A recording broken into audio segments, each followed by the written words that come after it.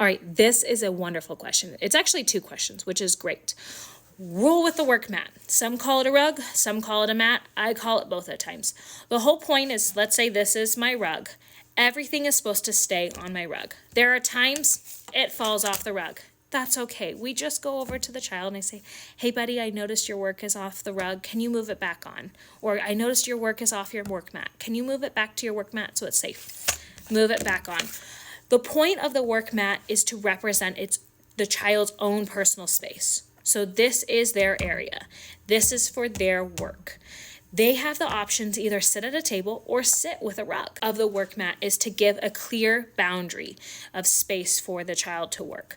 When I present my lessons for the rug, I will talk to the children and say, this is a work mat or a work rug. Your work goes on top of it. Think of it like it's a table on the floor. It has no legs. But guess what? We can't walk on tables. Because do we walk on tables now? No. Do we sit on our tables? Nope. So when you get out your work mat, you can sit next to it, you can sit behind it, you can sit in front of it, but you may not sit on it. And I explain it as that space. It is a space for just their work.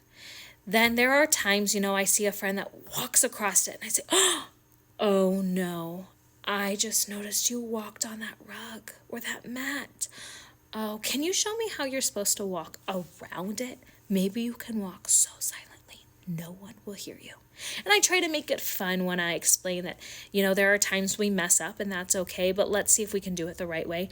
It's to give them that boundary of space. So if a child is sitting here and they're doing a work, you don't want another child to walk right over that work.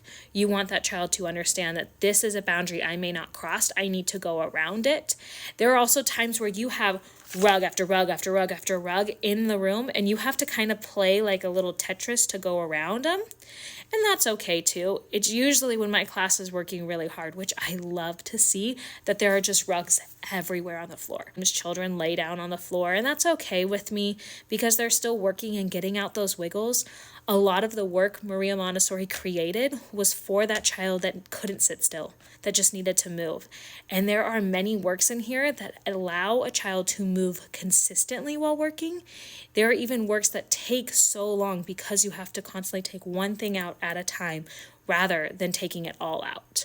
So it's giving that child that movement and that physical activity they need while still focusing on their work. So if you want to learn more about that one, I would love to explain some works that help a child who cannot sit still. The next thing, I notice my classroom gets loud a lot. We're kindergarten. It happens. So what I've taught my students is if it is too loud, I will ring this bell. If they hear this, they know they need to freeze and they're going to wait for the directions. I use this at transitions. I also use it when it's too loud. If it's too loud, I just say something like, I noticed you have been working so hard in this classroom, but the volume has gotten a little loud. Can you make sure you bring it down and whisper so quietly to your friend? Or if you are working alone, make sure you are working in peace.